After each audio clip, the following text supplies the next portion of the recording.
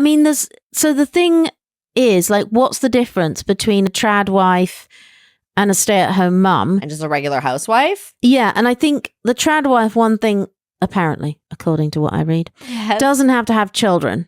Okay. So she could actually just be a wife. But I think there's another level of weirdness, because all power to you. Mm-hmm.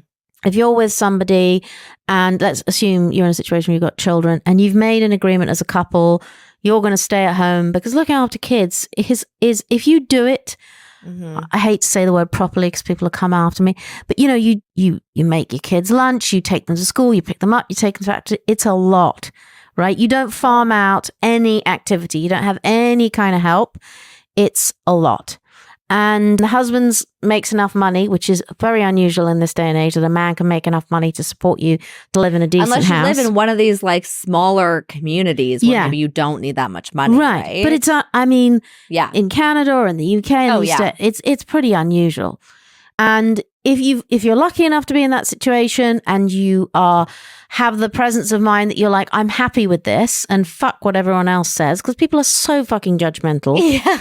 You know, because if you have, 2, 3, 4 kids, it's a lot to be working as well and looking after those kids all the time. I don't care what I've always worked, but it's a huge thing. And it's very, very difficult. Like there's a point where something has to give. I mean, let's be realistic. If you have a full-time job, corporate job, where you're working, and you've got a high-powered position, you're working from, let's say, 8 till 8. Well, the thing that's got to give is the time with your kids. There's something that has to give. And if you're a stay-at-home mum, you're giving up your career because you're spending the point of feminism is you're making that choice. But the trad wife thing seems to have gone like an extra thing, like they're going back in time.